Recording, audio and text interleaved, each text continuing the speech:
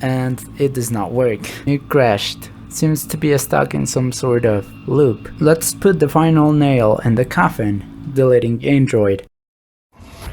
Browsing through my files, I remembered about that Windows Essential folder that you should not delete, System32, you know, the one that appeared on some memes claiming that it was a virus. So I thought, what would happen if I deleted some very important applications that Android needs to work properly? Hello world, ByteSeb here. A disclaimer first, this video is made with entertainment and educational purposes. I am not responsible for any damage that you can cause to your phone if you try it, so do not do this to your phone. Because I know that some of you won't listen to me and will try to do it anyways, let me tell you that it is better to do it in an emulator like I did. If you want to know how to set one up, you can click on the card that you are seeing right now, or go to the description to find the tutorial there. We have a fresh, new emulator phone that I just created. It is a Pixel 4 and runs Android 11. To delete the apps, we need to know their packages first, but most likely you don't know how to do that. So go to the Play Store and look for one app that lets you see the package names. I installed Package Name Viewer 2.0. Now that it is installed, open it and select the apps that you want. In my case, I already have the packages and they are in a text document. We will begin by deleting the 3-button navigation, 2-button navigation, and gesture navigation. Before, I will go to the gestures page in the settings app, so you can see what we are deleting. So let me type the command. This one is not actually fully deleting the apps as far as I know. It just uninstalls them for the default user. If you reset your phone, the apps should come back to normal. Okay, it says success. And as you can see, the 3-button navigation is not appearing as an option. It disappeared. Interestingly, it still works, and nothing seems to be broken. But what happens if we delete the remaining navigation methods? The next one is the 2-button navigation.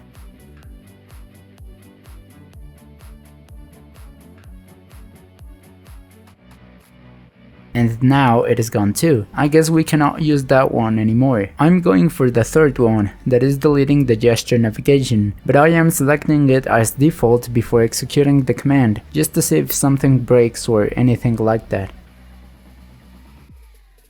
And like the ones before this one, it seems that nothing really happened. All the actions are working just fine, and even if I enter the settings, everything works like it should. But we want to destroy this digital phone, if that even makes sense. So now we are heading into more dangerous stuff. It is time to delete the default launcher. If you do not know what it is basically a component that takes care of showing the UI, more specifically related to the home screen. Without a launcher, we cannot launch any apps from the home screen, mostly because there is not one. Something very curious about the default launcher that Pixels have is that the package is still named after the Nexus phone, the predecessor of the Pixel, meaning that they most likely reused the code and updated it, but I am just guessing. It crashed. Seems to be stuck in some sort of loop, trying to load the launcher, but it will never find it because we deleted it. The navigation also seems to be somewhat broken. I guess that it is because it's heavily related to the launcher. That would explain why when we deleted the navigation methods at first, nothing big happened. The back arrow does work though. I guess you can fix this by installing a third-party launcher, but to do that we have to go to the Play Store first. Luckily for me, I had a notification from the Play Store and I could open it just by tapping it. I tested this thing twice, and in case that you are not as fortunate, you could try invoking the Google Assistant and tell it to launch the Play Store. I am going to install Launcher and see if we can fix this. It seems to be a partial fix though. The Recents menu is dead and the home gesture too, but if I try it from the built-in emulator buttons, the home one does work. Now I am going to delete webview. If you do not know what this is, it is the component responsible for loading websites. If you open a link from an app, it most likely will be loaded by the webview, and if I am not wrong, this one is based on Chromium, unlike Firefox or Safari, so yeah, more control to Google.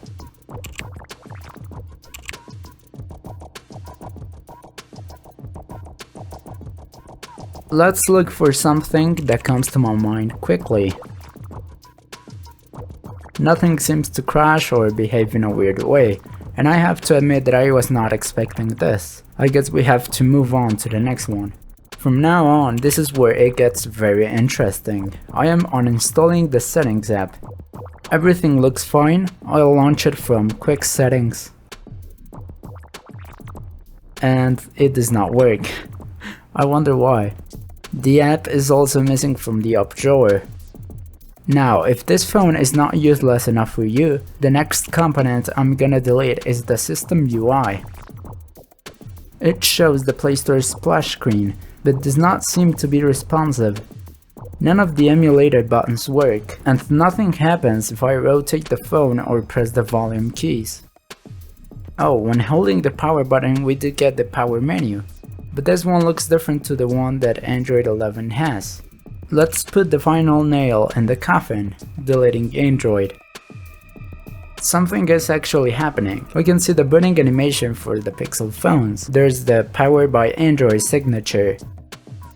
Below the Google logo, we're getting a loading bar. I am guessing that it will be stuck on a boot loop, similar to what happened when we deleted the default launcher, and also similar to what happened when I messed up on my previous phone by installing a custom ROM in a wrong way. Well, I guess it is time to end the video as there is nothing else to show. Thank you so much for watching. If you subscribe, comment it down below and I will reply or hear your comment. Goodbye world, see you in the next one.